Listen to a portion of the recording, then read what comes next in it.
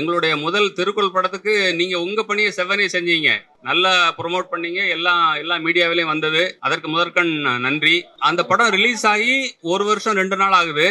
இப்போ அடுத்த படத்தை ஆரம்பிக்கிறோம். இதுல வள்ளுவர் வேற கோணத்துல பார்க்கப்படுகிறார். திருக்குறளை எழுதின வள்ளுவர், அதுல அரங்கேற்றம் வரைக்கும் படமாக்கணும். இப்ப அரங்கேற்றின வள்ளுவர் அந்த குறளை மக்கள் கடைபிடிக்க வேண்டும், எந்த வகையில் எப்படி பிரச்சாரம் பண்ணாரு அப்படிங்கிற விஷயத்த சொல்ல போறோம். இதோட ஸ்கிரிப்ட் பாத்தீங்க அப்படின்னா, அவர் தெய்வ புலவர் அப்படின்னு சொல்றோம். அப்போ அவருக்கு முன்னால் இருந்த சங்க அறிஞர்கள், அவருக்கு பின்னால நடந்த வரலாற்றுல 2000 ஆண்டுகளுக்கு அப்புறம் நடந்த பல விஷயங்களை அவரு சொல்ற மாதிரியான ஒரு புதுமையான திரைக்கதையா அமையுது. திரும்பவும் இந்த திருக்குறள் எப்படி இன்னைக்கு சமூகத்துக்கு, உலகத்துக்கு முக்கியமானதுங்கிறனால இந்த படத்தை 2 மொழிகள்ல அதாவது அவருடைய பயணத்தை ஒண்ணு சொல்லியிருக்கோம், இன்னொன்னு வெளிநாட்டு ஸ்டைல்ல once upon a time in Hindustan. அதாவது அதை சுத்தி பார்த்தீங்கன்னா படங்களை ஆதிசங்கரர், பகவத்கீதை, புத்தர், இது எல்லாத்தையுமே போட்டிருப்போம். இது எல்லாத்தையும் தாண்டியவர் வள்ளுவர் அப்படிங்கிற மாதிரி தான் அதுல நாங்க காட்டியிருக்கோம். இந்த படமும் அப்படிதான் இருக்க போகுது. வள்ளுவர் மிகப்பெரிய அரசியல்வாதி தானே. அவர் அரசு, மன்னர், அறம் பற்றி எவ்வளவு எழுதியிருக்கிறாரு. அதனாலதான் அரசியல்வாதிகள் அவரோட தப்பிச்சு போயிடுறாங்க. இந்த தெய்வ புலவர் திருவள்ளுவர் அவர்களின் மனையில் இன்று நம்முடைய அன்புக்குரிய சகோதரர் பாலகிருஷ்ணன் அவர்கள் எடுக்கின்றார். திருவள்ளுவரும் வந்திருக்கின்றார். இப்படிதான் அவர்கள் இருந்திருப்பார்கள் என்று நாம் எண்ணுகின்றோம். ஆனா வள்ளுவருக்கு உலகம் பூரா சிலை வைத்து வள்ளுவருக்கு பெரிய விழாக்களை நடத்தி வள்ளுவர் பெருமையை பேசி நடமாடும் வள்ளுவராக வாழ்ந்து கொண்டிருப்பவர் அண்ணாச்சி வி.ஜி. சந்தோஷ் அவர்கள். அதை யாரும் மறக்க முடியாது. யாரா மறக்க முடியாது.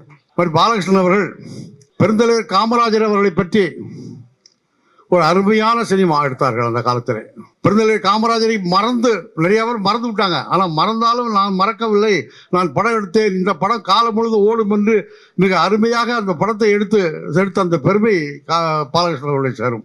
அதுபோன்று இந்த சமுதாயத்துக்கு எது தேவையோ அதை மட்டும் அவர்கள் செய்து கொண்டிருக்கின்றார்கள். இங்கே சொல்லும்போது ஒன்று சொன்னார்கள், பத்திரிகை துறை சொன்னார்கள், பத்திரிகை துறை சேர்ந்தவங்க தான். நீங்கள் பத்திரிகை துறையில் இருக்கவங்க, போட்டோகிராஃபர், நீங்கள் எல்லாம் மொழி வசதி வச்சிங்கன்னா எல்லாருமே எல்லாம் நடக்கும். அது அந்த காலத்தில் கவிஞர் கண்ணாசனே பாட்டு எழுதியிருக்காரு.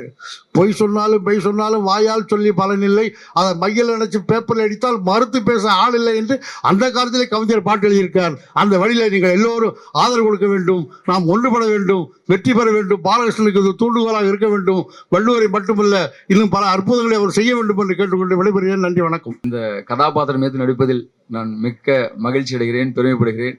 எனக்கு இந்த வாய்ப்பை கொடுத்த மரியாதைக்குரிய ஐயா ஏஜே பாலகிருஷ்ணன் அவர்களுக்கு நன்றி தெரிவித்துக் கொள்கிறேன். பார்ட் 1ல வாசுகியா பார்த்துருப்பீங்க.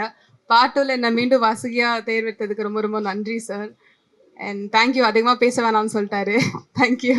சரி, திருவள்ளுவர் எத்தனை குறள் எழுதியிருக்காரு தெரியுமா உங்களுக்கு? தெரியல. சரி, அதுல அதை 3ஆ பிரிக்கணும். அறத்துப்பால், பொருட்பால், இரவுல காமத்துப்பால். இரவுல தானே இது. அப்ப அவர் அதையும் எழுதியிருக்காருல்ல, அவராலே அதை விட்டு தப்பிக்க முடியலல்ல. அப்படித்தானே பார்க்கணும் அதை. அதனால நான் அதை படமாக்கியிருக்கேன். ஆமா, வள்ளுவரே தவிர்க்க முடியாதது காமம். நான் அதான் பாக்குறேன். என்ன இவர் அறம் சொல்றவரு, பொருள் சொல்றவரு, இவர் ஏன் 250 பாட்டை காமத்துக்கு எழுதினாரு அப்படின்னா அவரே அதால தவிர்க்க முடியல. அதனாலதான் அதை பற்றி சொல்லியிருக்கேன். அதனால அவர்கிட்ட சொன்னேன், எல்லாரும் குறளை கடைபிடிக்க வேண்டும். படிக்கிறது, மனப்பாடம் பண்றதுக்கு தேவையில்லை குறள். அதான் நெட்ட தட்டம் வரப்போகுது, அதன்படி நடக்க வேண்டும். நான் கிட்டத்தட்ட 50% நடக்கிறேன். ஆமா, இல்ல அதாவது காமராஜ் எடுத்தோம் 80 லட்சம் ரூபா அந்த காலத்துல செலவு. இன்னுமே அதை ரெக்கவர் பண்ணல. சொல்லப்போனா நான் எனக்கு இப்போ ஐயா உதவி பண்ணாங்க, வேட்டி வேந்தர் உதவி பண்ணாங்க, டிவிஎஸ் உதவி பண்ணாங்க. அப்போ என்ன தோணுதுன்னா, இந்த காலத்திலையும் திருக்குறளை கடைபிடிக்கும் மனிதர்கள் இருக்கிறார்கள். எனக்கு சொந்தமான இடத்த கூட நான் வித்துட்டேன். அந்த இடத்துல நான் சந்தோஷப்பட முடியும். இவங்க பணத்தெல்லாம் வாங்கி நான் ஒரு வீடு கட்டினேன், எனக்கு ஒரு சொந்தமா 1 சதுர அடி நிலம் கூட கிடையாது, என் தந்தையான அளித்த இடத்தை கூட நான் விற்று விட்டேன். அப்போ இவங்கெல்லாம் எனக்கு உதவி செய்யறாங்க. ஜானகிராமனோட ஒரு நாவல்ல வரும், அவர் காட்டுக்குள்ள நடந்து போயிட்டு இருப்பாரு.